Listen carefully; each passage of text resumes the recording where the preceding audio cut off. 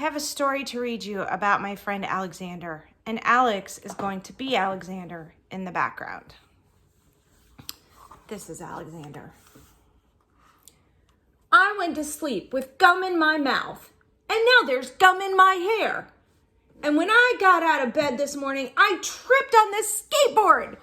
And by mistake, I dropped my sweater in the sink while the water was running. And I could tell it was going to be a terrible, horrible, no good, very bad day. At breakfast, Anthony found a Corvette Stingray car kit in his breakfast cereal box. And Nick found a junior undercover agent code ring in his breakfast cereal box. But in my breakfast cereal box, all I found was breakfast cereal. I think I'll move to Australia.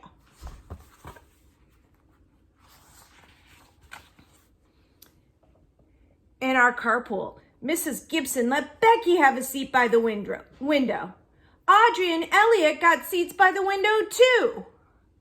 I said I was being scrunched. I said I was being smushed.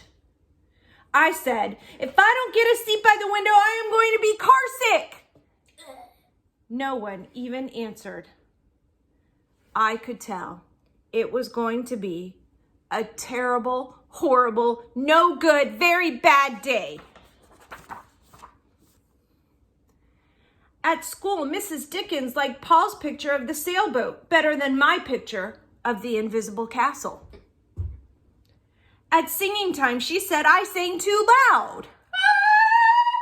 At counting time, she said I left out 16. Who needs 16?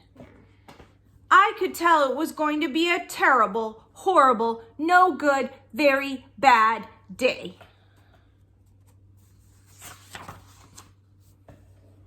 I could tell because Paul said I wasn't his best friend anymore.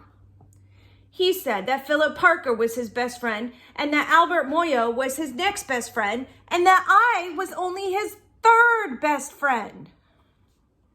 I hope you sit on a tack, I said to Paul. I hope the next time you get a double-decker strawberry ice cream cone, the ice cream part falls off the cone part and lands in Australia. There were 2 cupcakes in Philip Parker's lunch bag, and Albert got a Hershey bar with almonds, and Paul's mother gave him a piece of jelly roll that had little coconut sprinkles on the top. Guess whose mother forgot to put in dessert? It was a terrible, horrible, no good, very bad day. That's what it was.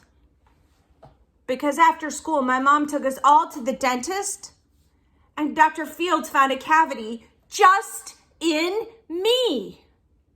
Come back next week and I'll fix it, said Dr. Fields. Next week, I said, I'm going to Australia. On the way downstairs, the elevator door closed on my foot. And while we were waiting for my mom to go get the car, Anthony made me fall where it was muddy. And then when I started crying because of the mud, Nick said I was a crybaby.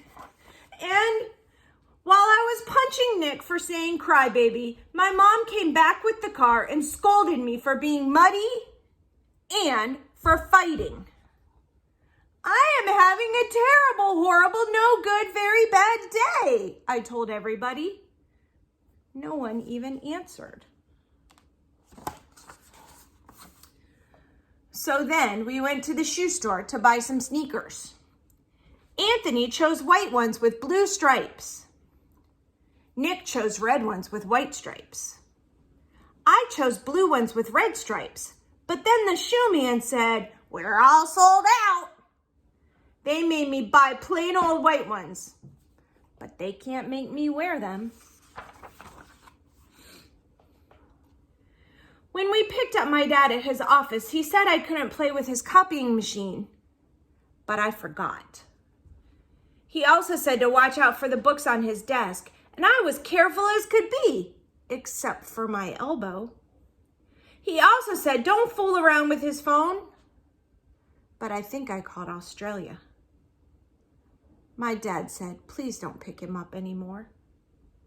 It was a terrible, horrible, no good, very bad day. There were lima beans for dinner, and I hate limas. There was kissing on TV, and I hate kissing. My bath was too hot. I got soap in my eyes. My marble went down the drain, and I had to wear my railroad train pajamas. I hate my railroad train pajamas. When I went to bed, Nick took back the pillow he said I could keep, and the Mickey Mouse nightlight burned out, and I bit my tongue. The cat wants to sleep with Anthony, not with me. It has been a terrible, horrible, no good, very bad day. My mom says some days are like that. Even in Australia. I hope you liked our story and our acting. We love you, Eamon. We will talk to you tomorrow. Bye.